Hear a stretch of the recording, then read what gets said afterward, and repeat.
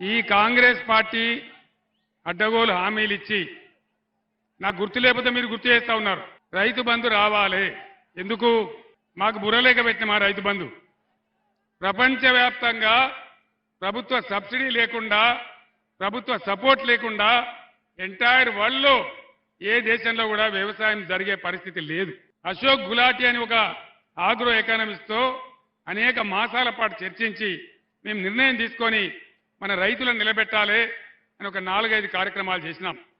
రైతు బంధు ఇచ్చినాం, కరెంట్ ఇచ్చినాం, నీటి తీరువా లేకుండా ఇచ్చినాం, వాళ్ళకి అన్ని మాఫీ చేసినాం, నీటి తీరువా పాత బకాయిలు కూడా రద్దు చేసినాం, ధాన్యం కొనుగోలు చేసినాం. ఈ రకంగా రైతులను ఆదుకున్నాం.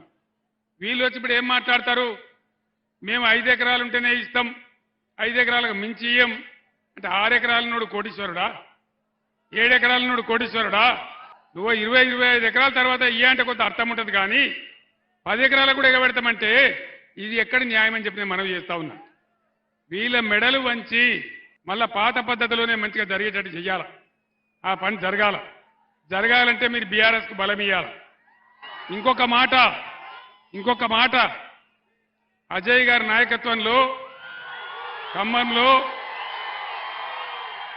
లకారం చెరువు కానీ మంచినీటి వ్యవస్థ కానీ ఎంత బ్రహ్మాండంగా జరిగినాయి.